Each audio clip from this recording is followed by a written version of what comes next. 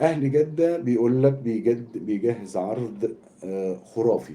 أهلي جدة، عارفين أهلي جدة طبعا اللي كان بيدربه مستر موسيماني وخلاص سابوا مستر موسيماني، وجايبين لعيبة على أعلى مستوى، مقدمين عرض خرافي علشان يفوزوا بيه خدمات محمد عبد المنعم.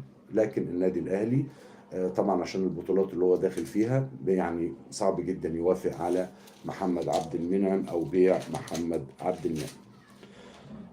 الدوري المصري خلاص خدوا شركة النايل او النيل، وهيبقى اسمه دوري النيل من السنة الجاية ان شاء الله، او الموسم الجديد اللي هيبدأ. وكمان في موسم في قصدي درع بيتصمم في انجلترا والرسم بتاعه نزلوه، يعني في تسريب كده. لكن انا عندي بس اعتراض على حتة ان انت رايح تعمل درع الدوري المصري في انجلترا.